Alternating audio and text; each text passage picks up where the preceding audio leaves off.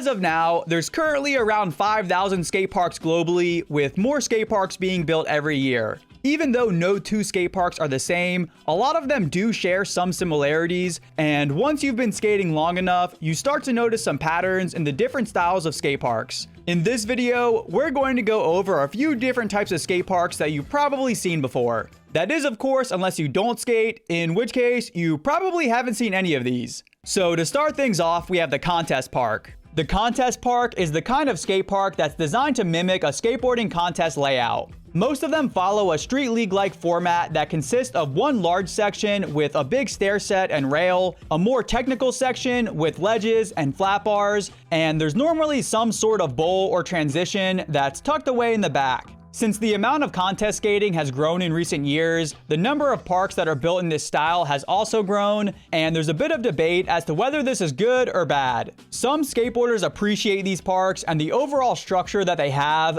but other skaters don't like how these parks are more similar to training facilities for contests rather than normal skate parks. For number 2, we have the backyard skate park. Every skateboarder hopes of having a backyard skate park someday, but not a lot of people ever get one because they take up a lot of space and they can be really expensive to build. Backyard skate parks come in a wide variety of designs, and they don't have any specific style. Some backyard skate parks are only a small collection of wooden ramps, and others are full-on concrete parks. This type of park usually focuses on the standard obstacles since there's not a ton of space to build anything weird, but for a lot of skaters, the basic obstacles are also the most fun. The cool thing about backyard skate parks is you don't have to worry about when it closes or opens, and you never have to deal with people getting in your way. Overall, backyard skate parks allow you to have less crowded sessions, and they can be a lot of fun to skate. Number 3 on the list are DIYs. DIY skate parks are some of the more interesting parks out there, and you can find one in essentially every city. A DIY skate park can be anything from an abandoned foundation with just a few ledges and rails on it to a full-on skate park that costs thousands of dollars. These types of skate parks are built by the local skateboarding communities, and even though they can be a little rough around the edges, they can also be a lot of fun to skate. DIY skate parks are rarely built by professionals, so the ramps aren't always perfect, but they also tend to have some really cool and unique features that you probably wouldn't see at any other park. One major downside to DIY spots is that they're almost always built without permission, so it's not uncommon to see them get destroyed. This is kind of a shame because DIY spots normally repurpose an area that was already abandoned and utilize it for something that actually benefits people. A DIY skate park is a direct result of the local area either not having enough skate parks or not having any skate parks at all, so it's always sad to see them get destroyed.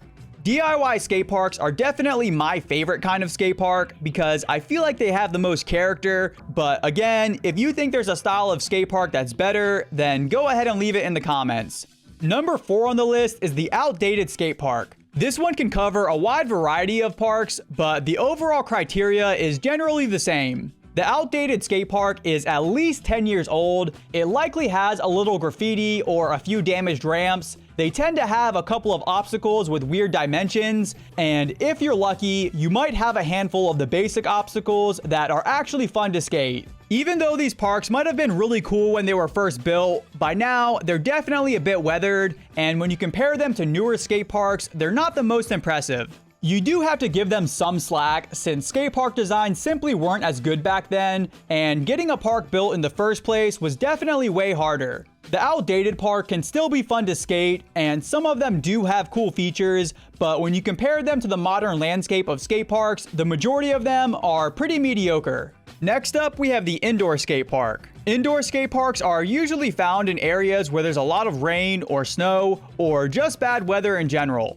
This type of park plays a really useful role since it allows people to skate year-round, especially in areas where you couldn't do so otherwise. The indoor skate park is most commonly made of wood, which is why a lot of skaters like them so much, but it does come down to preference, and there's a decent amount of skaters who would rather skate on concrete. A great thing about indoor parks is that since most of the ramps aren't permanent, they get rearranged much more often than a normal outdoor park, so there's more of a variety of things to skate.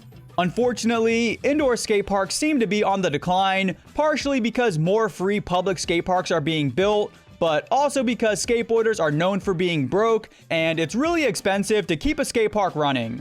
Up next, we have the skate park that's barely a skate park. These are the parks that are so bad that you would almost rather have no park at all. Now, we're not just talking about skate parks that aren't the best quality or might not have the best obstacles. We're talking about parks that are literally the worst of the worst. Some of these parks are so bad that it's not just hard to skate them, it's literally impossible. A few of the common things you'll see at this type of park are obstacles with no run-up or landing, ramps that have absolutely terrible dimensions, or even just random design flaws that make it unskateable. Parks like these are usually built by local governments for as cheaply as possible, solely to check the box of saying they have a skate park. There's almost no funding, they don't consult anyone with knowledge on how skate parks are built, and they essentially just throw a few things together to pretend they put in some effort. You might think that skate parks like this are rare, but there are a surprising number of them that exist. They just tend to go under the radar.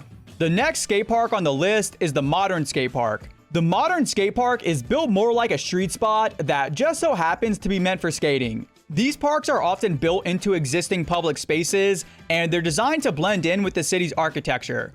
A lot of times they have more street-like obstacles rather than traditional skate park features, and instead of being a standalone skate park, they're more like a collection of skatable obstacles that get integrated with a public space. Some skateboarders really enjoy these parks since they resemble a more natural street-like environment, but other skateboarders see them as cheating since they're specifically designed for skateboarding, but they're made to look like a street spot. This type of park isn't super common yet, but they're definitely growing in numbers, and they'll likely become even more popular over time. So moving on, we have the small skate park. These types of parks usually have all of your basics such as flat bars and ledges and a few small quarter pipes, but occasionally they also have a couple of less standard features that are unique to just that park. The small skate park can oftentimes be a hidden gem since they don't get the same level of traffic as larger skate parks, and because they aren't very big, it's kind of hard to mess them up.